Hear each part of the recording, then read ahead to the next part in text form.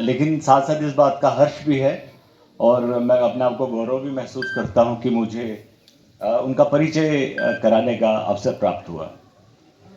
महाराज जी का जन्म योगाचार्य के नाम से हम सब लोग महाराज के नाम से प्यार से पुकारते हैं, उनका अभिनंदन करते हैं। इनका जन्म 6 जून 1900 कॉलेज की शिक्षा मेरठ उत्तर प्रदेश से हुई।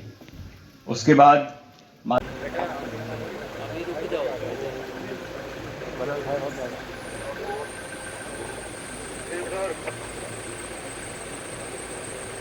Tarun, this is Bravo 1P Alpha now.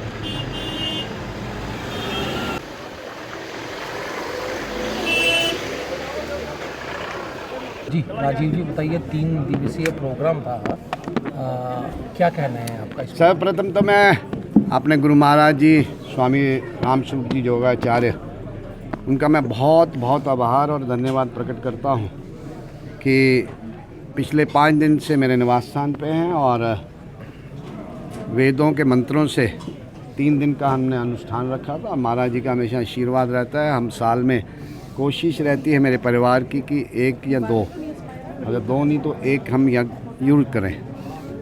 तो आज महाराज जी का पिछले 5 दिन से मेरे निवास स्थान पे आना और आज पूर्णोति का डालना, और विशेष आभार एलजी साहब का, जिन्होंने अपना एक बहुत ही टाइट शेड्यूल में से टाइम निकालकर यहाँ आए। उनका मैं अपने परिवार की तरफ से, महाराज जी की तरफ से बहुत बहुत आभार प्रकट करता हूँ। हमारे वेद शास्त्र कहते हैं कि नेता वेद ज्ञाता होना चाहिए। तो एलजी साहब ने आज हाज़िरी लगाई और 30 मिनट का शेड्यूल था, 1.5 घंटा तक यहाँ रहे। बहुत आनंद मुद्रा में एलजी साहब रहे और मैं उनका भी आभार प्रकट करता हूँ। और जितनी भी संगत, क्योंकि संगत के बिना यज्ञ करना भी कठिन काम है, तो संगत आई, जितने भी मेरे साथी आए, सपरिवार आए, नज़दीक से आए, दूर से आए, मैं उन तमाम परिवारों का, तमाम संगत का बहुत बहुत आभार कि आज पूर्णोति हमने डाली है महाराज जी के आशीर्वाद से और इन सब के सहयोग से। तो मैं सबका आभार प्रकट करता हूँ और विशेष आभार महाराज जी का कि हमें हमेशा मौका देते हैं यज्ञ करने का, और वार्षिक हम यज्ञ करते हैं। तो पुनः तमाम संगत को, महाराज जी को, एलजी साहब को बहुत बहुत क्या देखिए आज के युग में वेदों का ज्ञान कितना चाहिए? क्योंकि देखिए, फंडामेंटल आप चेंज नहीं कर सकते। You cannot change the fundamental of nature. ज्ञान तो वेद ही है। इस सृष्टि में, इस पृथ्वी में जो ज्ञान है तो ज्ञान तो वेद ने दिया है और सत्य ज्ञान भी वेद ही है। तो यही कहूँगा कि अपने रूट्स की तरफ हम वापस लौटें, वेदों की तरफ हम वापस लौटें। और पिछले 3 युगों में यही एक कारण था, वेद विद्या और जो दिनचर्या इंसान अपनी शुरू करता था, तो वैदिक मंत्रों से दिनचर्या शुरू करता था, अग्निहोत्र से दिनचर्या शुरू करता था और अग्निहोत्र से ही समाप्त करता था। और सर्व समाज, कोई गरीब नहीं था, कोई बीमारी नहीं थी। और जिसकी हम कल्पना करते हैं कि राम राज्य की कल्पना करते हैं, राम के राज्य में क्या था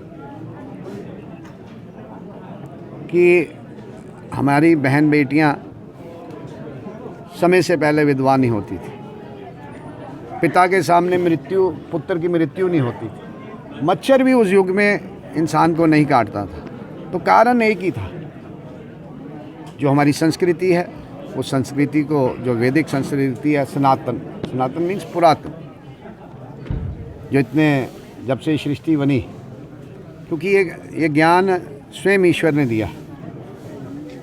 और यही मैं आज के इस दिन पे आपके माध्यम से तमाम साथियों को अपील करूंगा कि इस वेद मार्ग पे चलने का प्रयास करें। और कुछ लोग हैं जिन्होंने भ्रम फैलाया है, कठिन वेद मार्ग कठिन है। वेद मार्ग कठिन नहीं हो सकती, मातृभाषा कभी कठिन नहीं हो सकती। संस्कृत हमारी मातृभाषा है और वेद पढ़ने से ज़्यादा सुनने का विषय है। आज सारी संगत ने, महाराज जी ने निहाल किया, सबको मार्गदर्शन किया, ज्ञान दिया।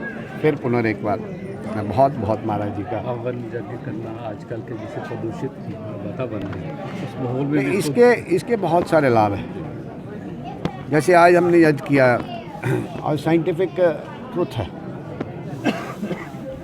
कि यज्ञ करने से समय पे बारिश होती है। आज तो बहुत सारे सोर्स हैं, पानी के बहुत सारे सोर्स हैं। पहले कौन सा सोर्स था? पहले यही सोर्स था। इस यज्ञ से ही समय अनुसार बारिश होती थी और जो अनाज होता था वो भी शुद्ध होता था, पौष्टिक आहार मिलता था। तो कारण यज्ञ ही है। बहुत बड़ा लंबा विषय है, किसी दिन इसके ऊपर चर्चा रखेंगे तो फिर बात करेंगे। मगर आज के इस शुभ अवसर पर, शुभ पर्व पर, शुभ दिन पर मैं अपने गुरु महाराज स्वामी रामस्वरूप जी योगाचार्य, उनका मैं बहुत बहुत परिवार की तरफ से आभार प्रकट करता हूँ कि जब भी समय मांगा है, समय दिया है। और इस वृद्ध अवस्था में भी 4 घंटे का सफ़र करके आना और फिर जाना, फिर 3 घंटे 4 घंटे 2 टाइम लगातार सुबह और शाम यज्ञ में बैठना, मैं उनका बहुत बहुत आभार, बहुत बहुत